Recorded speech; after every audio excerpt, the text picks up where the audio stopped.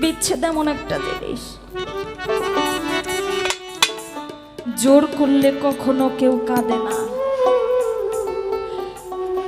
যার ঘা আছে তারে একটা ফুলের টোকা দিলেই তার ব্যথা লাগে, তার জন্য পাথরের আঘাতের দরকার হয় না। আর যার ঘা নাই, পাশে যদি কেউ কেঁদেও বুক ভাসায়, ওর অন্তর কাঁদবে না।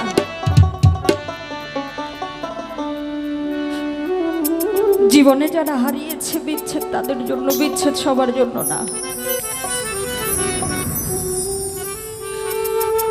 একজন পীরের শত শত ভক্তবিন্দু মুরিদান থাকে, কিন্তু সবাই এক চোখে দেখে না বাবা। যদিও মুখে কাউরে বলে না, কিন্তু অন্তর জানে। আমার মিজান চাঁদের অন্তরে কে কতটুকু জায়গা করেছে, এটা আমার মিজান চাঁদ কখনো মুখ দিয়ে বলবে না, আমার সজীব চাঁদ বলবে না। এমন একজন ভক্ত ছিল যার নামটা ছিল কি বাবা, সুলাইমান। এইরকম ওরস হয়, গুরুর বাড়িতে শত শত ভক্তরা যায় না বাস নিয়ে। কেউ 10 কেজি চাউল নেয়, কেউ 1000 টাকা নেয়, কেউ 500 টাকা নেয়, কেউ ছাগল নেয়।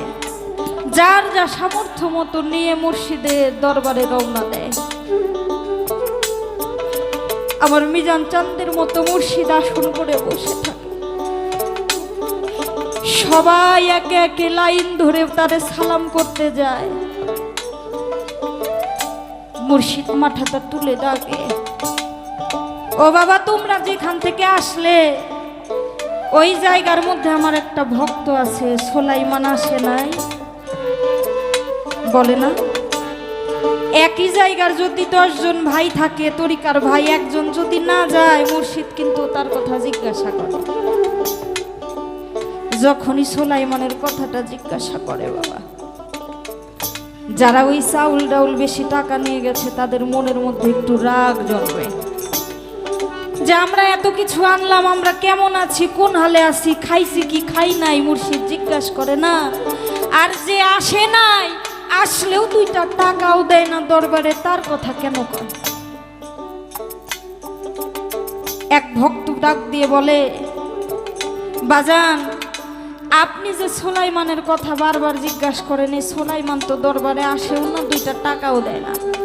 তা আপনি যে সুলাইমানের কথা বলেন, সুলাইমান আসলে আপনার কেমন ভক্ত যে আপনি শুধু তার কথা বলেন? যেই প্রশ্নটা করেছে, মুর্শিদ জবাব দেয় না। কেউ কি কখনো বলতে পারে বাবা আমার এই ভক্তটা এমন, আমার ওই ভক্তটা তেমন? বলে না। মুর্শিদ বলতেছে, যদি তোমরা প্রশ্নের উত্তর চাও তাহলে আমার সাথে সুলাইমানের বাড়িতে যাইতে হবে। একটা নৌকা সাজিয়ে নদীর এক কিনারে ছোট্ট একটা ঘর, সবাই রওনা দিল সুলাইমানের বাড়ি। দূর থেকে দেখে মুর্শিদ তার ভক্তবিন্দু নিয়ে নৌকাটা নিয়ে তার ঘাটের দিকে আসতেছে। মুর্শিদ যদি কোনো ভক্তের বাড়ির দিকে আসে, ওই ভক্তের আর আনন্দের সীমা থাকে না। গলার মধ্যে একটা কাপড় জড়াইয়ে হাত 2টা জোর করে হাঁটু গেড়ে বসে আছে, কত দয়ালের নৌকাটা এসে ধরছে। যেই মুর্শিদের নৌকাটা ঘাটে ভিড়েছে, অমনি সুলাইমান দৌড়ে যায় তার কদম বুচি করবার জন্য, ভক্তি করবার জন্য। মুর্শিদ একটু রাগান্বিত অবস্থায় আছে, একটু ধমকে সরে বলে, সুলাইমান তুমি যে ঘরটার মধ্যে থাকো, আসলে ঘরটা কার? সুলাইমান হাত 2টা জোর করে দিয়ে নয়ন জলে বুক ভাসিয়ে কাঁদে আর বলে, বাবা আমি যেদিন হতে তোমার চরণে আত্মনিবেদন করেছি, সেদিন হতে আমার বলতে আর কিছুই নাই, আমি সবকিছু তোমাকে দিয়ে দিয়েছি। যে ঘরটার মধ্যে থাকি, এই ঘরটা তো আমার নাই, ঘরটা হইল তোমার। ভক্তদেরকে হুকুম করে, যদি আমার ঘর হয় এই ঘরটা এখানে থাকবে না, ভেঙে নৌকার মধ্যে উঠাও। ঘরটারে নৌকার মধ্যে উঠাইছে, পাশে গোয়ালের মধ্যে একটা গরু বাঁধা। ডাক দিয়ে বলে, এই গরুটা কার? বলে, বাজারে এটাও তোমার। ওইটারেও নৌকায় উঠাইছে। পাশে তার স্ত্রী দাঁড়িয়ে আছে, ডেকে ডেকে বলছে, আসলে কে? সুলাইমান কাঁদে আর বলে, বাবা আমি যদি তোমার ভক্ত ছেলে হই, আমার স্ত্রী তো তোমার ভক্ত মেয়ে। বলে, আমার যদি ভক্ত মেয়ে হয় তাহলে সেও এখানে থাকবে না, আমার সাথে যাবে। তার স্ত্রীকেও নৌকার মধ্যে উঠাইছে।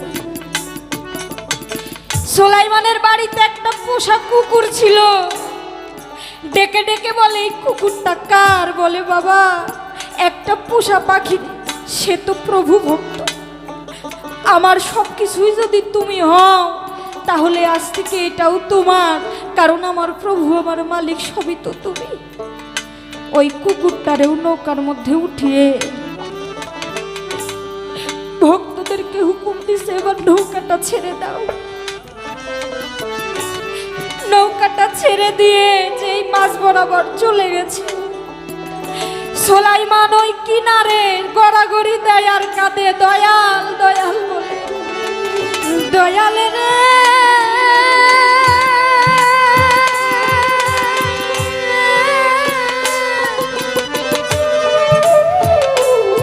দয়াল রে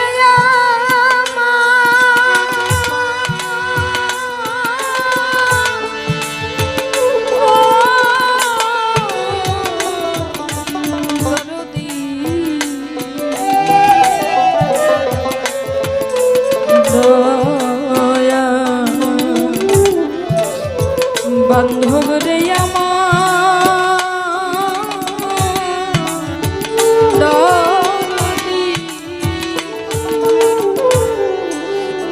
গড়াগড়ি দেয় আর কাঁদে। তরিকার ভাইরা ডেকে ডেকে বলে, বাজান আপনি যে ওর সর্বস্ব নিয়ে আসলেন, একটা বার পিছন ফিরে চেয়ে দেখেন, সুলাইমান তো শোক সামলাইতে পারে না। ও ঘরের জন্য কাঁদে, তার স্ত্রীর জন্য কাঁদে, তার গরুটার জন্য কাঁদতেছে। বলে, সুলাইমান যদি কাঁদে তাইলে নৌকাটার আর একবার তার ঘাড়ে ঘাটের মধ্যে ভিড়াইয়ে বলে, সুলাইমান তুমি কাঁদো কেন? তোমার ঘরটা নিয়েছি বলে কাঁদো। বলে, বাবা আমি ঘরের জন্য কাঁদি না। তাহলে তোমার স্ত্রী নিয়েছি বলে কাঁদো। আমি আমার স্ত্রীর জন্য কাঁদি না। তাহলে তুমি কেন কাঁদো? বলে, বাবা আমি কাঁদতেছি, আমার ছোট ঘরটা তোমার এত বড় নৌকার মধ্যে জায়গা পেল, আমার গোয়ালের গরুটা জায়গা পেল, আমার স্ত্রীর জায়গা হলো, এমন কি আমার পোশাক কুকুরটার জায়গা তোমার এই নৌকাটার মধ্যে হলো, কিন্তু আমি সুলাইমান এতই পাপী, আমার জায়গাটা তোমার নৌকার মধ্যে হলো না।